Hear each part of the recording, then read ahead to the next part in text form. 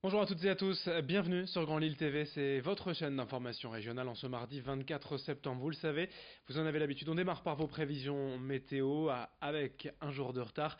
Le premier jour de l'automne d'un point de vue météo, aujourd'hui de la grisaille, des pluies, du vent, des températures en baisse, bref une journée agitée. Attention, de fortes averses sont prévues par moment, le vent soufflera jusqu'à 60-70 km par heure en rafale.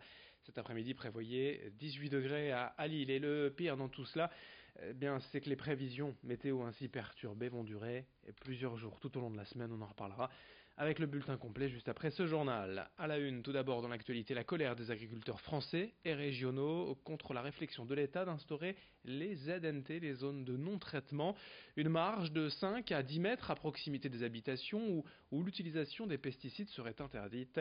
Hier soir dans le Pas-de-Calais et dans une vingtaine d'autres départements, des agriculteurs ont ainsi allumé des feux de colère pour protester contre cette mesure qu'ils jugent inacceptable. Dans plusieurs secteurs, les maisons sont installées souvent en bordure de champs, ce qui signifierait pour les producteurs de réduire la taille des parcelles et donc des rendements. Géry Jouot de Fer est allé à la rencontre d'un producteur à Verlinghem. On écoute son sentiment. Les agriculteurs sont en colère aujourd'hui parce qu'on a l'impression que le fossé est en train de se creuser entre ce qu'on entend dans les médias et ce qu'on vit sur le terrain. Les agriculteurs travaillent d'une manière très responsable.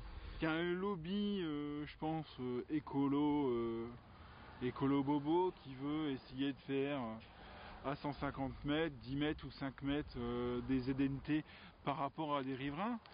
Et je veux dire, ici dans la métropole lilloise, elle serait très mal perçue parce que moi par exemple sur mon exploitation, je perdrais pour 5 mètres, je perdrais à peu près 5 hectares. Donc sur mon exploitation, ça représente plus de 10%, ça représente à peu près 10% de mes surfaces. Autre actualité sociale, une journée de grève en ce mardi à la SNCF. La CGT Cheminot et Sudrail appellent à cesser le travail contre le projet du gouvernement d'uniformiser les régimes de retraite. Dans les faits, dans les Hauts-de-France, les prévisions de trafic sont de 3 TER sur 4 et 4 TGV sur 5 en circulation. Pas de souci pour les Eurostar, Thalys et trains internationaux. Comme d'habitude, toutes les infos sur les sites web et applications de la SNCF. Dans la métropole lilloise également, les agents d'Ilevia ont prévu de faire grève aujourd'hui pour les mêmes raisons.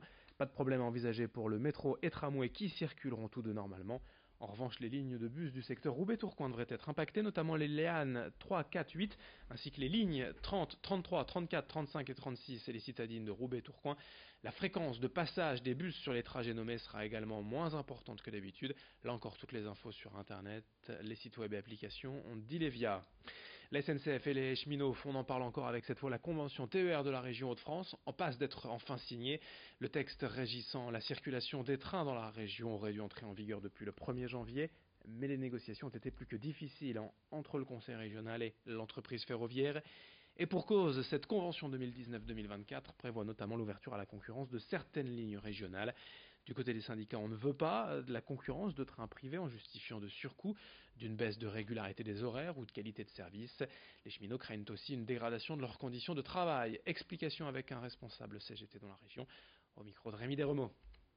La CGT a toujours alerté les usagers, leurs associations, les élus politiques, le conseil régional en particulier, sur ces choix politiques d'utilisation de l'argent public et la décision dogmatique de l'exécutif d'ouvrir la concurrence, ce qui paraît contradictoire avec les dernières annonces du président Pépi qui dit que tous les chiffres sont au vert et que la fréquentation des TER en particulier augmente. On est persuadé, avec l'exemple d'autres pays européens, que c'est pas l'ouverture à la concurrence seule qui va régler les problèmes d'attractivité du train pour faire diminuer le mode routier et toutes ses conséquences sur les gaz à effet de serre et la pollution en général. Un peu de politique aussi dans ce journal avec la phrase du jour en quotidien, en partenariat avec le quotidien CNews. Elle est de Marc-Philippe Daubresse, candidat à la mairie de Lille. Je cite: le confort pour moi aurait été de rester au Sénat, où il est élu, je vous le rappelle, depuis plusieurs années, mais j'ai choisi d'affronter Martine Aubry. Je considère que sa gouvernance totalitaire et ce qu'elle propose dans son projet n'est pas adapté aux réalités qui sont devant nous. Marc-Philippe Daubresse, investi par le parti Les Républicains, mais qui aura un autre candidat à droite face à lui, Thierry Pochet. Les municipales à Lille, bien sûr, on y reviendra. Un mot d'emploi, comme souvent ici, avec un nouvel outil pour recruter dans la métropole lilloise, un camion pour aller à la rencontre des demandeurs d'emploi ayant des problématiques de mobilité, que ce soit en milieu rural ou dans certains quartiers. Le pôle d'insertion intermède a inauguré hier ce véhicule avec pour objectif d'atteindre ces nouveaux publics, car c'est d'abord un camion de recrutement, ce n'est pas un bus de l'emploi avec des offres concrètes. L'idée c'est d'abord de s'inscrire sur les listes intermèdes et à terme retrouver un job. D'ici quelques jours, 2 fois par semaine, ce camion sillonnera les routes de la région à la rencontre des demandeurs d'emploi, mais aussi des entreprises et des collectivités. Pour toutes les infos, rendez-vous sur la page Facebook du pôle intermède. Explication au micro de Vincent Vieillard. Quand vous avez eu des chemins de traverse, vécu beaucoup de difficultés, que vous êtes assommé, je dirais, par les difficultés sociales, de logement, de santé, d'endettement, et que tout simplement vous êtes pris aussi beaucoup de portes fermées, ça devient difficile en fait de se mettre en mouvement pour se dire je vais aller rechercher un emploi. En fait, c'est à toutes ces personnes-là qu'on s'adresse, et vous savez, une fois qu'on a franchi le premier pas, qu'on a cassé cette première peur et cette première crainte, vous avez des gens qui sont prêts à donner le meilleur d'eux-mêmes. Et puis pour finir l'opération Tous au restaurant en 2 retours du 30 septembre au 13 octobre pour la 10e édition. Et les réservations ouvrent ce mardi matin à 10h au programme. Je vous rappelle 1800 restaurateurs prêts à vous offrir un menu gratuit pour un menu acheté. En somme, vous bénéficierez d'une réduction de 50% sur l'addition avec des restaurants étoilés et participants, mais aussi des bistrots contemporains, des jeunes chefs talentueux, de la cuisine de terroir locale pour découvrir ces nouveaux restaurants, s'offrir un restaurant gastronomique à moindre coût. Explication au micro de Florine Curec. Il faut savoir que dans ce projet, nous comptons effectivement des tables d'exception, à l'image de celle d'Alain Ducasse, de celle de Guy Savoy, de Georges Blanc, Hélène Darroze, Gérald Paseda, pour citer des noms très connus en France.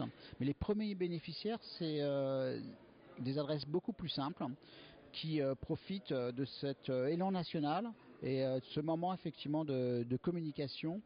Et je rappelle que aller au restaurant, pour nos concitoyens, c'est un moment de plaisir, c'est la fête. Et l'idée de faire partager cette valeur pour les restaurateurs et d'être accompagnés par les grands chefs doit être aujourd'hui moteur pour eux, oui. Les réservations ouvrent à partir de 10h sur le site tousaurestaurant.com. Fin de ce journal sur Grand Lille TV. À suivre d'autres infos dont vos prévisions météo. Ça sera plus ou moins agité tout de même aujourd'hui. A tout de suite pour d'autres infos. Merci de votre fidélité.